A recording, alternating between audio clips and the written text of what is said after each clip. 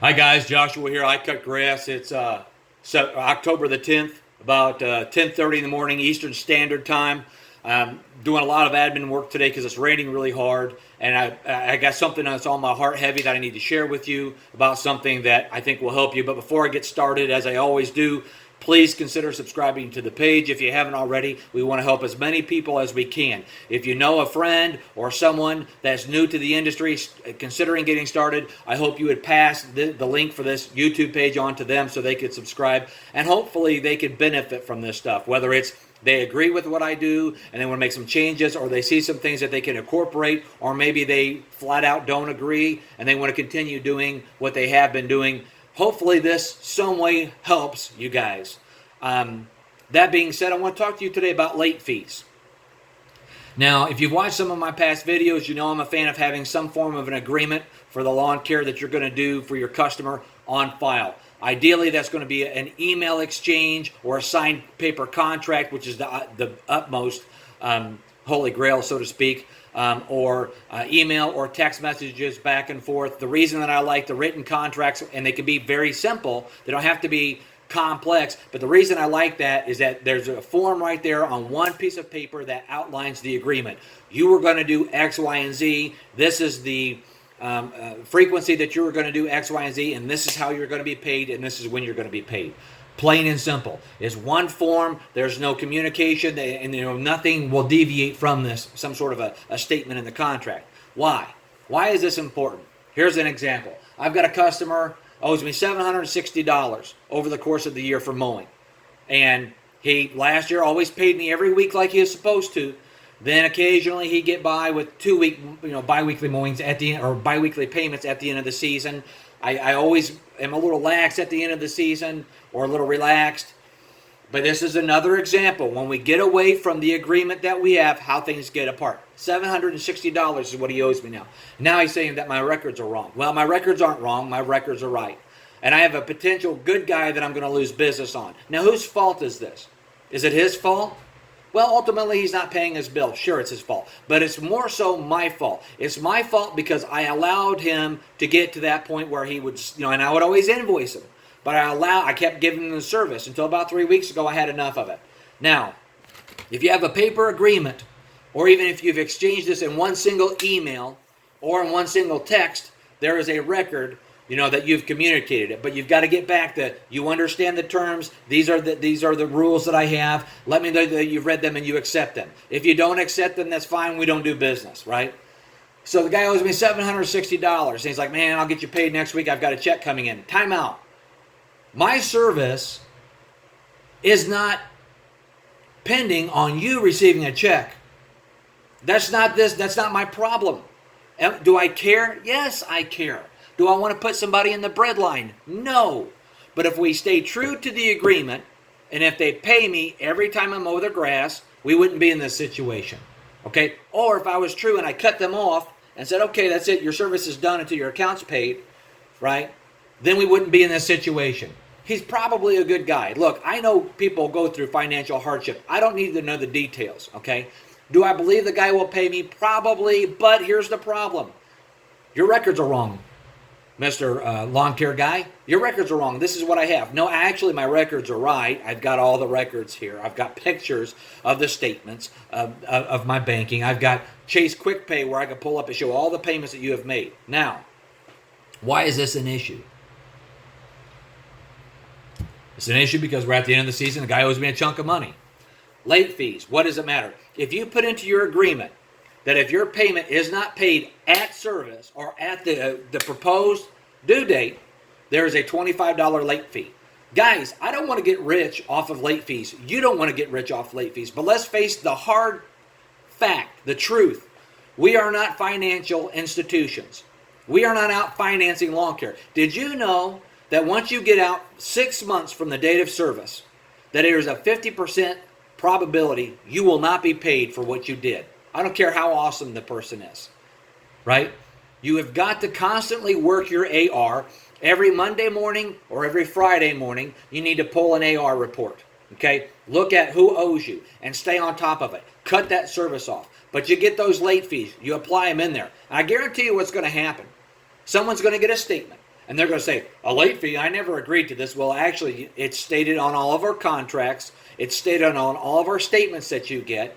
And as much as I like you, I told you that it's important for me to be paid. It's no different than your employer not paying you. Okay? I'm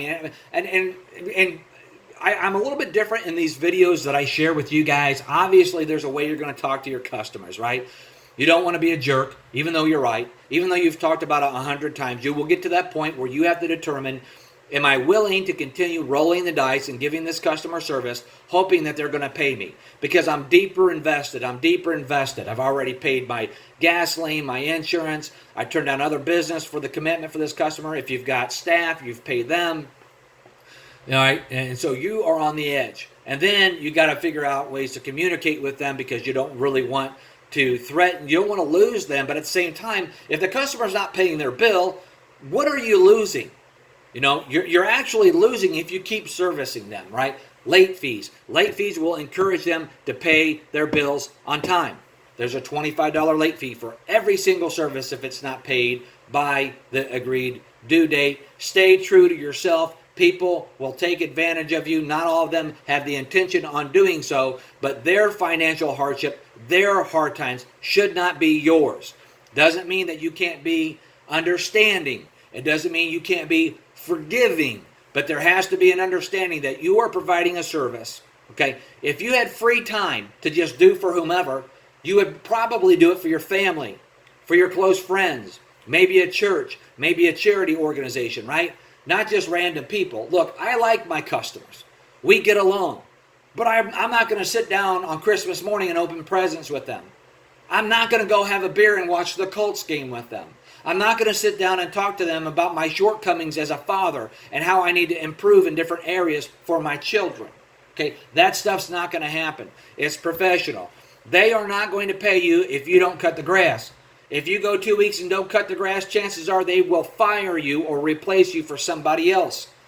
Okay, so you got to stay true to yourself. You got to apply late fees. How do you do that? You have an agreement, a very basic written agreement. This is actually a schedule here, but it can be on one paper. Okay, it doesn't have to be written in small font that you have to get out a magnifying lens to read. This is the frequency of your lawn mowing service. This is what we charge. This is our rain delay protocol and how we bill for that. This is what we expect to be paid, or when we expect to be paid, and how, right? If you're accepting credit cards, if you're okay with it, taking on that processing fee, okay? If I'm not paid this date, you understand that you're going to be charged a late fee and you agree to pay for it. Sign down here. This is a cancellation protocol. Look, guys. Cancellations. People cancel all the time. Do I want to keep a customer on board that wants to cancel and doesn't like my service despite the fact I have a contract? Do I want to do that? I don't know. Probably not. I don't want to deal with that person.